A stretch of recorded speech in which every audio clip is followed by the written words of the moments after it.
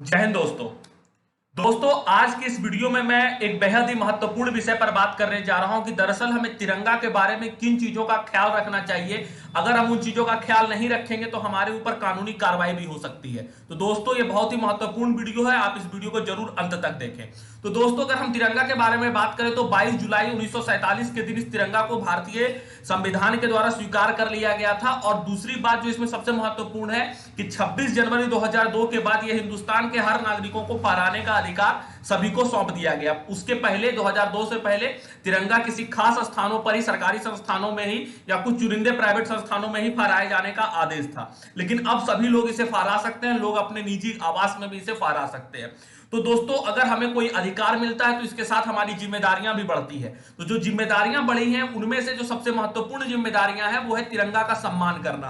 तो दोस्तों हम किन किन चीजों को, किन किन तरीके से तिरंगा का सम्मान कर सकते हैं, और कुछ ऐसी घटनाएं भी हम अगर अंजाम दे दे, कुछ ऐसा कार्य भी हमारे से गलती से हो जाता है अनजाने में, तो आज हम इस वीडियो में वो भी जानने का प्रयास करेंगे कि क्या हम कोई ऐसी गलती तो नहीं कर रहे जो तिरंगा के अपमान की श्रेणी में आता है। तो दोस्तों तो सबसे पहले शुरू करते हैं कि हमें किन किन बातों को ध्यान में रखते हुए तिरंगा को फहराना है। तो दोस्तों तिरंगा को फहराते समय हमेशा याद रखना है कि तिरंगा के आसपास कोई भी झंडा तिरंगा से ऊंचा नहीं होना चाहिए। दोस्तों हम लोग जब किसी संस्थान में काम करते हैं या किसी एनसीसी या स्काउट गाइड जैसे संस्थानों में, या किसी फ्लैग कोई स्पोर्ट हो रहा है, कोई खेल हो रहा है, तो वहां पर हर टीम का झंडा होता है। तो अगर किसी भी झंडा के बगल में हम तिरंगा को फहरा रहे हैं तो इस बात का ध्यान रखना है कि जो झंडा दूसरा है वो तिरंगा से ऊंचा नहीं होना चाहिए, उसका हाइट तिरंगा झंडा से छोटा होना चाहिए। दूसरी बात जिसका हमें ध्यान रखना है कि जब जो तिरंगा झंडा हम फहरा रहे हैं उसके ऊपर किसी भी प्रकार का कोई दूसरा सामान, फूल या कोई और चीज, कोई स्तंभ वगैरह या कोई सैंबल, कोई प्राइज, कोई भी सैंबल नहीं होना चाहिए तिरंगा झंडा के ऊपर, जहां टॉप पे तिरंगा झंडा है उस पे। तीसरी बात जिसका हमें ध्यान रखना है कि तिरंगा झंडा जो हम फहराते हैं वो एकदम टॉप पे होना चाहिए, यानी कि अगर इतना ऊंचा डंडा है तो हम यानी कि बीच में नहीं, एकदम सबसे टॉप पे तिरंगा को लगाना है। अच्छा, बीच में कब लगाया जाता है झंडा को?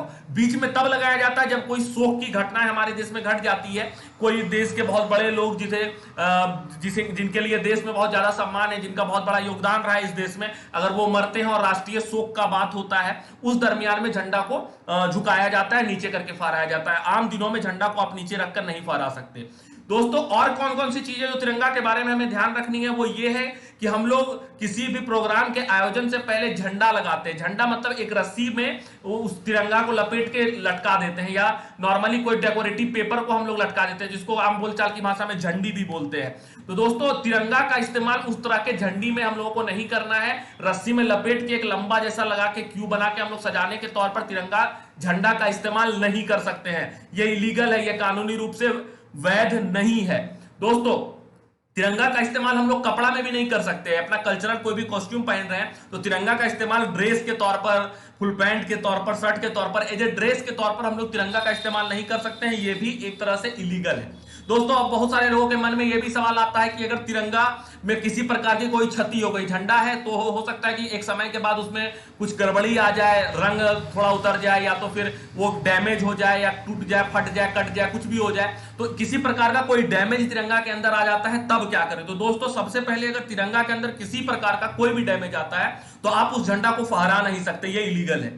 ठीक है, अगर झंडा में किसी प्रकार का कोई डैमेज आता है तो आप झंडा को नहीं फहरा सकते। फिर सवाल ये पैदा होता है कि उस डैमेज्ड ट्राई कलर को, उस डैमेज झंडा के साथ क्या व्यवहार किया जाए। दोस्तों देखिए तिरंगा का अपना सम्मान होता है, तो आप उसे जो भी, जहां भी आप उसको डिस्पोज कीजिएगा, जहां भी आप उसको डिस्पोज कीजिएगा, मिट्टी में डालिएगा या फिर उसको किसी भी तरह से उसे खत्म करने का जो भी आप काम कीजिएगा, वो हमेशा एक प्राइवेट स्थान पर आपको करना है। ऐसे स्थान पर करना है जहां आसपास किसी भी प्रकार के कोई लोगों की उपस्थिति नहीं होनी चाहिए, और आपको किसी प्रकार की उसकी वीडियोग्राफी भी डिस्पोज करते वक्त नहीं बनानी है। यह पूरी तरह से प्राइवेट में किया जाने वाला कार्य है, और इस बात का ख्याल आपको रखना होगा कि कोई व्यक्ति या कोई भी लोग आपको उस तरह के कार्य को करते ना देखे। तो ये निजी तौर पर आपको इस बात का ध्यान रखना है।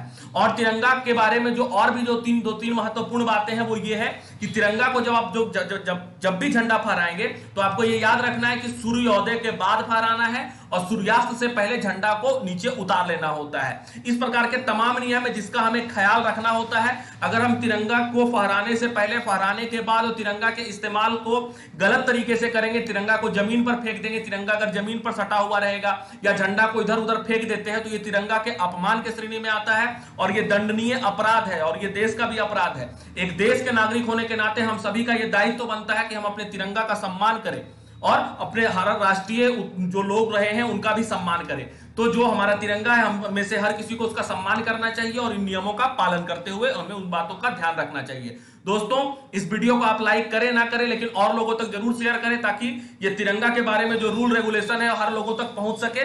और अगर वीडियो पसंद आया है तो जरूर लाइक करें और चैनल पर नए हैं तो जरूर सब्सक्राइब कर दें। बहुत बहुत धन्यवाद।